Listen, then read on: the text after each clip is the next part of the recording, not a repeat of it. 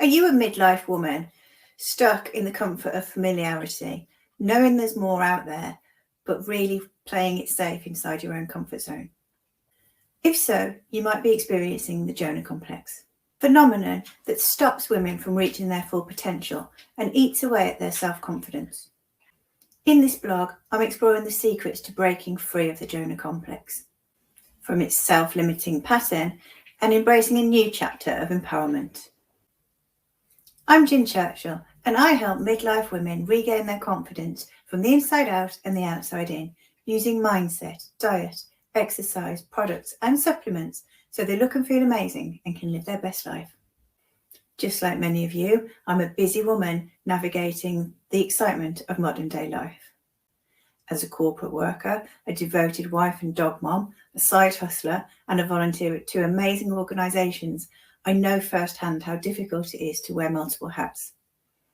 Within all of that, I also get how hard it is to take time out for yourself and the guilt that comes with it when you try. Now that I'm in my 50s, I also have to acknowledge that I can't do it all like I used to think I could. And that's okay. I've learned to prioritise, live life to the full, make sure there's time to do the things that are important to me, say no to the things that aren't important to me. Mindset is an essential part of all of that. If that sounds good, stick with us. By the way, I release a new mindset video every week, so if you don't want to miss a thing, hit the subscribe button down below and you'll get sent a notification every time there's a new one. So I'm sure you're familiar with the concept of hitting rock bottom and that being a spur to make things better, to maybe shake yourself off, try harder, try something different and just do things better. This action can be from hitting rock bottom, or it can be from the fear of hitting rock bottom, of showing yourself up, exposing yourself as a weakness. And that then becomes a push to help you succeed. In other words, that's the fear of failure. You may have experienced that yourself, or you may remember a time when a famous person, such as an athlete, used a time of down to reassess and come back up to success. But what most of us don't realise is the exact opposite of this phenomenon also exists in us mere mortals. This is where the fear of being better than you currently are, or in my words, shining like a bright, bright star, is such a scary concept that an individual will actually dumb themselves down, play small, hide their own inner sparkle. In other words, that's the fear of success.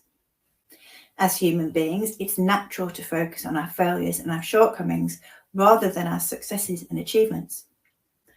However, recognising and celebrating our achievements is a really important part of overcoming self-doubt, however that's been created. That's why I've created a special journal prompt for you to help you really reflect on some achievements and some successes that you've had in your life. Some time to reflect on the questions that it poses to you. And write just for you, no one else has to read it.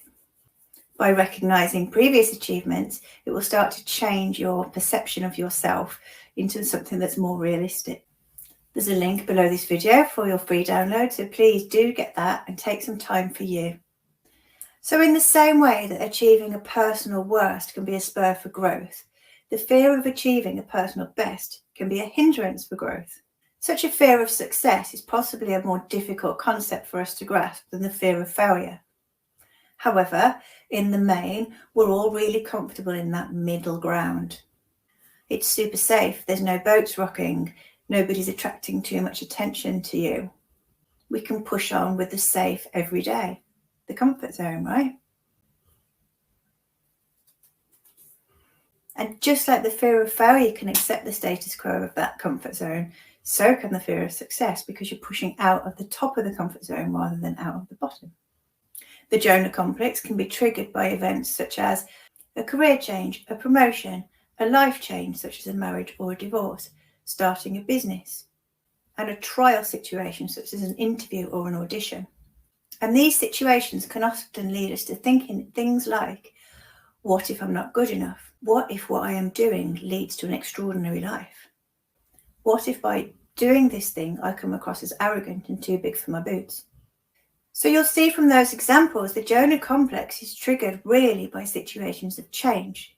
The danger is if the Jonah Complex kicks in and takes hold, you will be stuck in that safe middle ground and you won't reach for the next level.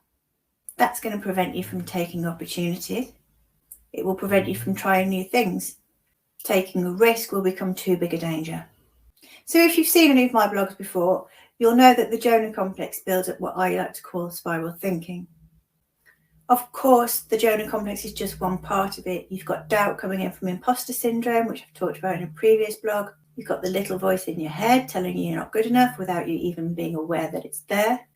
So now you've conquered those two things, even if you start believing that you could achieve something, the Jonah Complex kicks in and gives you all the reasons why you shouldn't try to get there anyway. It leaves many women with dreams filed under impossible, or, after careful consideration, not required, thank you, I'll stay here in my safety comfort zone. And I like to call the outcome of all this spiral thinking the killer conformist, because that's what we become. And these patterns of thinking really do affect successful midlife women more than any other demographic. We create a habit of giving our seniors the answer that we think they want to hear from us, rather than coming from an authentic place. This usually manifests itself in verbal responses or saying the right thing, but it can also be a physical thing, like wearing the right thing, doing the right thing. And because the woman in question is doing those things, two things start to happen. Firstly, she feels like even more of a fraud because she's coming away from her authentic self. But secondly, it prevents the world outside from knowing her ideas, her thought processes, her personality, her individuality, in fact, her brilliance. So there you were, thinking it was just you. And that was me 15 years ago, thinking it was just me. Mid-30s, not quite sure what was going on. And it took a lot of research to get to where I am today. So it's not enough to know it's not just you, and it affects a lot of women like you, right? You want to know how to overcome it. So here are 4 steps you can use to overcome the Jonah Complex. Number 1, step outside of your comfort zone. The Jonah Complex usually comes from a fear of the unknown, a fear of change. So you need to challenge yourself to embrace change. You could take on a new project at work regularly, learn a new skill, or even start to take up something that you've always thought you might quite like to enjoy, but you've been a bit scared to anyway. Regularly pushing yourself out of your comfort zone provides resilience for yourself. It will also help you to build new horizons in your new, bigger comfort zone. Number 2 is cultivate a supportive network. In other words, surround yourself with people who believe in your abilities and your special gifts. Seek out mentors who will help you with personal and professional growth. Number 3 is embrace a growth mindset. This is crucial in overcoming the Jonah Complex. You need to recognize that personal growth and success are achieved through continuously learning and growing, taking risks and embracing them as opportunities for growth. Embrace challenges and risk-taking as an opportunity for growth, as failures are an opportunity for learning, and have faith that you have the ability to adapt. And number 4 is to set achievable goals. If there's a big project or a big task, break it down into smaller achievable steps. That will help you build confidence as you tick off each milestone. And you need to celebrate those successes, no matter how big or small, to reinforce that positive mindset and eliminate the self-doubt. And in conclusion, I think I've already said, it's so much easier for us as human beings to focus on our failures and our shortcomings rather than our successes and achievements. But we really do need to focus on our successes.